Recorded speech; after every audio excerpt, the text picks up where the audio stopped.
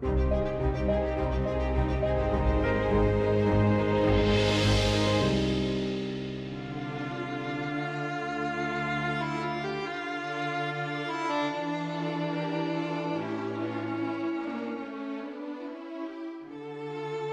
remember that for 2 years ago the Rijksmuseum had a special exhibition about it. Exactly. Yeah. The Rijksmuseum 2 years ago had the biggest and only complete monographic exhibition on Hercules Segers, the famous printmaker and one of the collectible artists of Rembrandt, who was very impressed as a very young man and when he had some money started to collect the prints of Hercules Segers. Yeah. The Rijksmuseum 2 years ago organized this monographic show, which subsequently went to the Metropolitan Museum. This painting was in that exhibition. It's one of the three.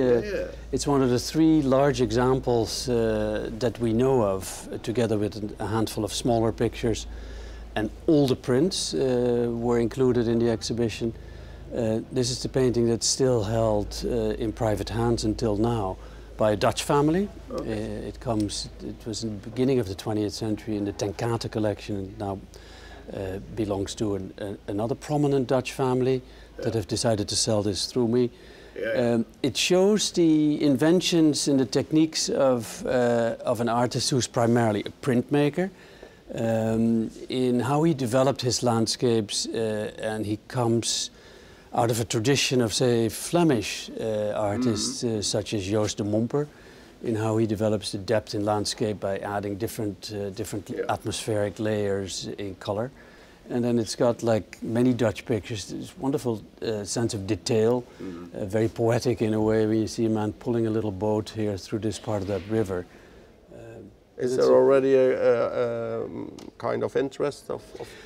We certainly have been talking to a number of private collectors and institutions about it. It hasn't sold yet, but unlike the Paolo Veneziano, which we might take a look at, which sold in the first minute of the fair, this one still has a possibility of selling the last minute of the fair. Well, and this is really a famous item anyway, yeah? At the fair it's become it's become a sort of favorite, which is unusual for very early pictures. I mean, this fair is known for for a lot of its 16th and 17th century northern artists. We brought a painting that we recently acquired by a very early Italian artist from the northern part of Italy, from Venice. His name is indicative of where he comes from. His name is Paolo Veneziano.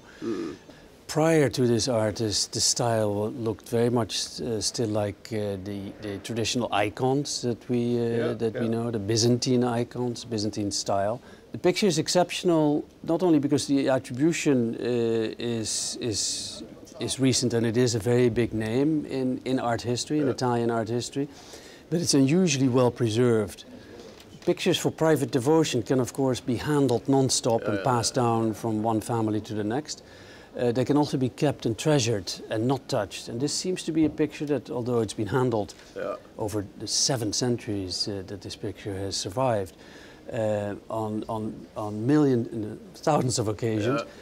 The gold is in beautiful state. The tempera, because it's executed in tempera rather than oil paint. This is the period before oil paint that was introduced by the Van Eyck brothers in Italy.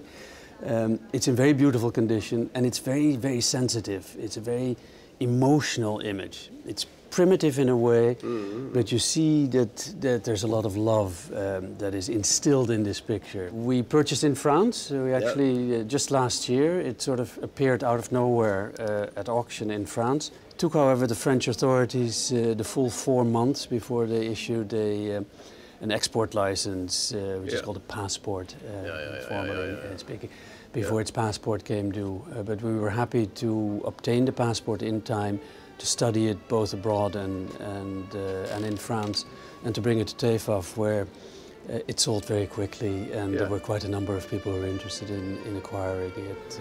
And if you have more people who are interested, you don't need to discuss the price. I should think. No, so I won't discuss the price with you either.